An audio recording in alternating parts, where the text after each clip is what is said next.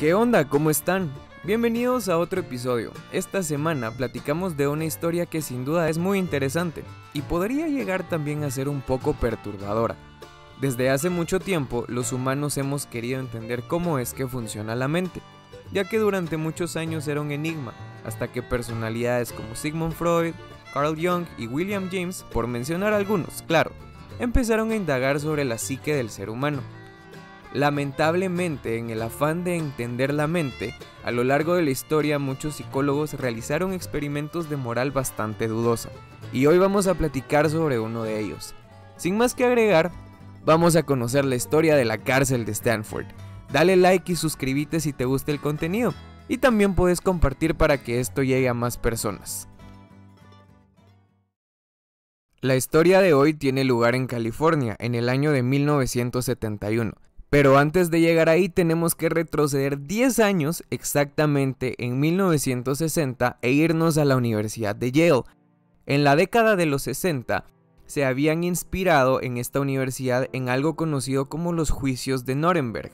En estos juicios se juzgaron los crímenes nazis de la Segunda Guerra Mundial. La mayoría de los acusados establecían su defensa bajo un hecho en estos juicios. Ellos simplemente estaban siguiendo las órdenes que les daban sus superiores. Con esto sabido, regresamos una vez más a 1971 en Stanford, California. Philip Zimbardo, quien era un profesor de psicología en la Universidad de Stanford, publicó un día en el campus un aviso en el que ofrecía $15 diarios a voluntarios que estuvieran dispuestos a ser parte de un experimento psicológico. Lo único que decía era de que tenían que pasar 2 semanas en una prisión falsa. Pero ¿cuál era el objetivo de Zimbardo al publicar un mensaje tan poco detallado en el campus de la universidad?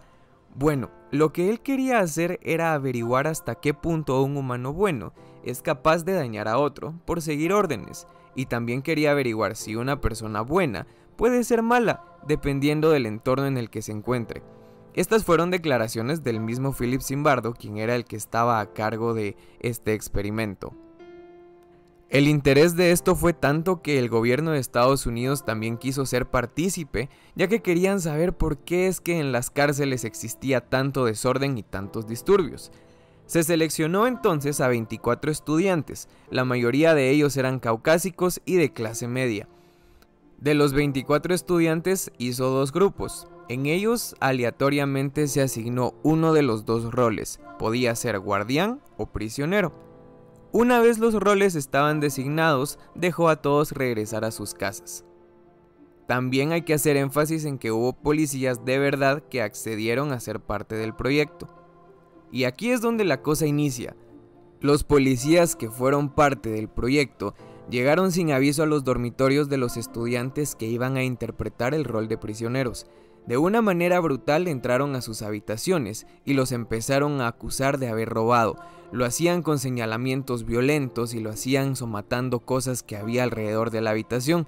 Inmediatamente después, las personas que estaban en el experimento como presos fueron arrestados. Fueron esposados y llevados a una comisaría real, y ahí fue donde los ficharon y luego los trasladaron con los ojos vendados hacia una supuesta prisión de provincia, que en realidad era el departamento de psicología de la Universidad de Stanford. A los estudiantes que estaban jugando el rol de policías se les dio totalmente la libertad de hacer lo que ellos quisieran, a excepción de una cosa, y es que Philip Zimbardo, el encargado de este experimento, les dijo que no podían dañar a los prisioneros físicamente. A pesar de esto, el experimento se empezó a descontrolar rápido. De hecho, el primer día, ante los comportamientos de los policías, los prisioneros empezaron a hacer una especie de motín.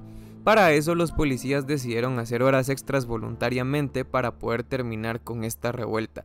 Empezaron a atacar a los prisioneros y tomaron extintores del edificio sin haber sido autorizado esto por nadie, y empezaron a poner orden en el lugar.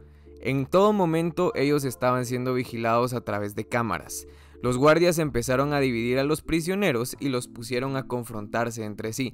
Los estaban situando en bloques diferentes de cárceles, como prisioneros buenos y como prisioneros malos, para hacerles creer que entre ellos había informantes y para ver quién estaba causando que los estuvieran tratando tan mal. Conforme los días avanzaron, se dieron cuenta de que dividirlos fue una táctica bastante buena, porque después de ese entonces ya no volvieron a haber rebeliones en la celda, o por lo menos a gran escala. De acuerdo con los consejeros de Zimbardo, esta táctica había sido también empleada en las prisiones reales, y esto sin que los estudiantes lo supieran. Los recuentos de los prisioneros, que habían sido ideados inicialmente para ayudar a los prisioneros a familiarizarse con sus números, después se volvieron una técnica de represión, dado de que dejaban de llamar a los estudiantes por sus nombres, a quienes eran los encarcelados, y les decían únicamente su número. Empezaron a utilizar técnicas un poco más sádicas, y es lo que vamos a platicar en este momento. Los policías poco a poco empezaron a creerse más el papel y empezaron a obligarlos a hacer castigos físicos, como por ejemplo ejercicios forzados hasta que ya no pudieran más. Empezaron a abandonar de manera rápida todo lo que tenía que ver con higiene y pues la hospitalidad para que ellos pudieran vivir bien. El derecho de ir al baño y lavarse las manos pasó a ser un privilegio que los policías podían negar si ellos querían. Se les obligó a algunos prisioneros a limpiar baños con sus manos sin utilizar ningún tipo de guantes o protección. También les quitaron los colchones a todos los prisioneros que ellos consideraban como malos. Y a ellos se les obligó a dormir desnudos en el suelo. La comida se la tenían que ganar y esto lo hacían siendo totalmente obedientes a lo que los policías decían. Si los prisioneros no acataban las órdenes de la cárcel, los podían dejar sin comida naturalmente. El propio Philip Zimbardo dijo también de que él participó activamente en el experimento y en el cuarto día él y los guardias reaccionaron ante el rumor de que había un plan de que los prisioneros iban a escapar, porque querían trasladar el experimento a otro bloque de celdas, pero en este caso sí iban a ser de verdad. La policía naturalmente rechazó esta solicitud, alegando de que esto iba a poner en peligro la seguridad de los estudiantes. Los policías se volvieron cada vez más sádicos, específicamente en la noche porque creían de que las cámaras estaban apagadas. Empezaron los problemas psicológicos conforme avanzaban los días. Uno de los prisioneros empezó a desarrollar algo conocido como un sarpullido psicosomático en todo el cuerpo. Él había pedido libertad condicional que le había sido negada por el profesor de psicología. En ese momento fue que ellos empezaban a tener hambre, alucinaciones y empezaban a sentir de que estaban enfermos, cuando realmente era todo esto un acto de la mente. De hecho, también sucedió de que uno de los prisioneros, el número 416, ante los abusos de los policías, decidió hacer una huelga de hambre. Y los policías definitivamente no iban a tolerar eso, así que lo recluyeron en el confinamiento solitario. Era un pequeño compartimiento oscuro y durante 3 horas él tenía que sostener el almuerzo que se había negado a comer y no podía comérselo porque si no iba a sufrir un castigo. Los prisioneros vieron cómo las personas estaban tratando mal al prisionero 416 y entonces los policías les pusieron a escoger: si quieren que el prisionero 416 salga de la celda, ustedes tienen que entregar sus mantas para dormir, o si no, se queda en confinamiento.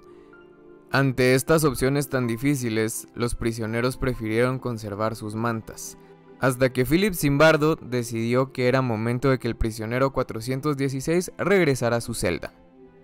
El experimento iba a durar supuestamente ya sea 2 o 3 semanas, pero Zimbardo tuvo que cancelarlo después de 6 días de haber empezado porque las cosas estaban saliendo demasiado de control. Hubo algunas personas después de salir del experimento que relataron de que tuvieron consecuencias psicológicas bastante graves y todos los policías empezaron a notar molestias al ver de que el experimento había sido cancelado.